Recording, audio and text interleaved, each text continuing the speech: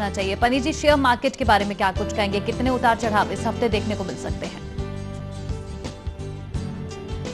जी, सबसे पहले तो मैं उन दर्शकों का बहुत अभिनंदन करता हूं जिन्होंने लाखों की तादाद पर हमें ईमेल भेजे, क्योंकि पिछले हफ्ते हमने जो भी भविष्यवाणियां करी थी वो 100% भगवान की कृपा से सत्य हुई।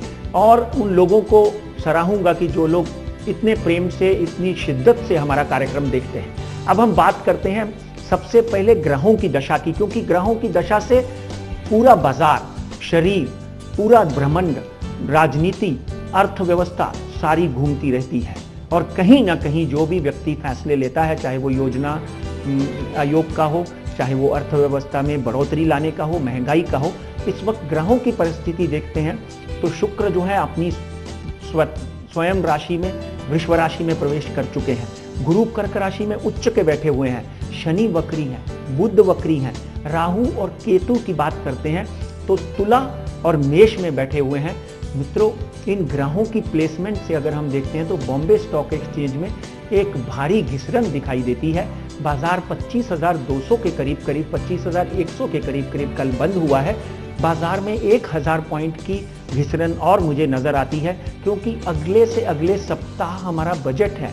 बजट की कुछ जो स्टेटमेंट है, बजट की कुछ जो घोषणाएं हैं वो अभी बाकी हैं, इसलिए लोग निवेश भी नहीं करेंगे। ग्रहों की परिस्थिति भी ऐसी है कि बॉम्बे स्टॉक एक्सचेंज का उच्चतम स्तर 25,300 और नीचे का स्तर जो है वो 24,300, 24,400 हो सकता है।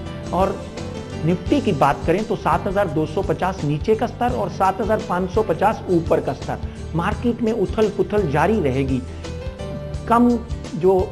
कम हौसले वाले लोग हैं, जो हृदय गति के प्रॉब्लम जिनको है, वो बिल्कुल बाजार में अपना निवेश रोक दें, अपना निवेश जो है वो निकाल लें, इसी में ही भलाई है। मगर अच्छे दिन डेफिनेटली शेयर मार्केट के लिए बजट के बाद एक बार फिर आएंगे, उसके बाद फेस्टिवल सीजन शुरू हो जाएगा। अब हम बात करते हैं कमोडिटी की। पिछले हफ्ते दर्शकों को याद होगा, जिसके कारण हमको हजारों SMS और हजारों ईमेल आए, कि हमने ये कहा था कि गोल्ड जो है उसमें एक बहुत बड़ी बढ़ोतरी आएगी। जब जब गुरु जो है उच्च राशि में जाता है, गोल्ड अच्छी बढ़त में आता है। तो 1,500 से 2,000 रुपए की बढ़त गोल्ड में आई। अंतर्राष्ट्रीय बाजार में भी आप देखेंगे तो 70 से $80 की बढ़त आई। ये बढ़त जारी रहेगी। $1,380 तक गोल्ड जो है वो जा सकता है। नीचे का स्तर $1,280 हो सकता है। ये पर औंस गोल्ड की बात कर रहे हैं। भारतीय बाजार में 28,500 का आंकड़ा गोल्ड पार कर सकता है 10 ग्राम, और नीचे का स्तर जो है 26,600 रहेगा। अब चांदी की बात करें तो मित्रों, आपको हमेशा याद रहेगा कि मैं ये कहता रहा हूं कि चांदी में निवेश करें। 39,000 के ऊपर आप चुपचाप लेकर बैठ जाएं। अगर जिन्होंने नहीं लिया वो पछताते होंगे, जिन्होंने लिया है उनकी बल्ले बल्ले हो गई होगी। चांदी की बात करें तो चांदी आज 44,400 चल रही है। अगले कुछ दिनों में 46,000 छूने का पूरा योग बन रहा है चांदी का, क्योंकि चंद्रमा की राशि में गुरु का प्रवेश आ चुका है मित्रों।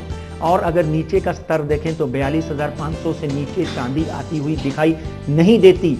अब इंपॉर्टेंट कमोडिटी की मैं बात करने वाला हूं, इसको जरा ध्यान से नोट कर लीजिए।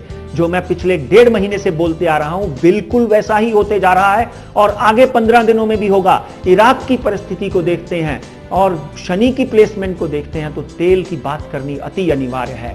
तेल 106 से $110 पर बैरल इस वक्त चल रहा है। भारतीय बाजार में 6,350 रुपए पर बैरल हो चुका है।